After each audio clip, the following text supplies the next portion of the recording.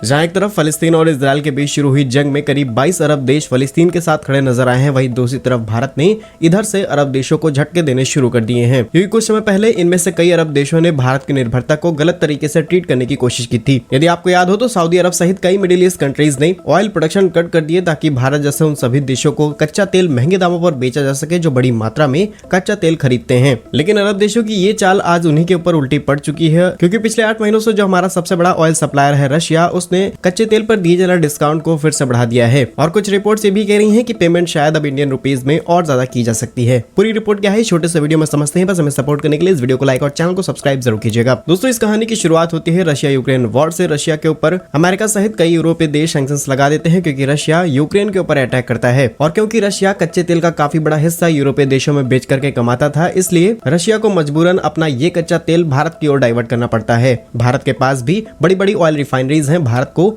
Discounted price पर कच्चा तेल मिलता है, भारत तुरंत रशिया से तेल खरीदना शुरू कर देता है। इस बात से कहीं न कहीं इराक, सऊदी अरब सहित कई वो देश नाराज हो जाते हैं जिनसे भारत बड़ी मात्रा में कच्चा तेल खरीदता था। लेकिन भारत ने इन देशों के सामने भी ऑफर रखे कि आप भी हमें रशिया जैसा डिस्काउंट दें, हम आपसे ही तेल खरीदेंगे। लेकिन इन देशों ने बात नहीं मानी, बल्कि इसके बदले ऑयल प्रोडक्शन कट कर दिया और इनके इन्फ्लुएंस में आकर के रशिया ने भी अपने ऑयल प्रोडक्शन को कट कर दिया था। जहां बीते महीने अगस्त में रशिया ने भारत को कुछ डिस्काउंट बढ़ाने का वादा किया था, और अब रिपोर्ट्स के मुताबिक रशिया ने इंडियन ऑयल कंपनीज को $8 से $10 पर बैरल का डिस्काउंट देना शुरू कर दिया है। पहले ये डिस्काउंट $4 किया जा चुका था, लेकिन इनिशियली जब भारत रशिया से तेल खरीद रहा था तब ये डिस्काउंट और ज्यादा था। और आप यकीन नहीं करेंगे कि भारत अपनी जरूरतों का करीब 40% कच्चा तेल अकेले रशिया से खरीदना शुरू कर चुका था, क्योंकि ज्यादा डिस्काउंट मिल रहा था। और इसकी वजह से कहीं न कहीं चाइना भी नाराज हुआ, क्योंकि भारत ने चाइना से ज्यादा रशिया से कच्चा तेल खरीदना शुरू कर दिया। और चाइना के नाराज होने के पीछे कारण ये भी था कि चाइना सबसे ज्यादा रशिया से कच्चा तेल खरीदता था, लेकिन चाइना को भारत ने रिप्लेस कर दिया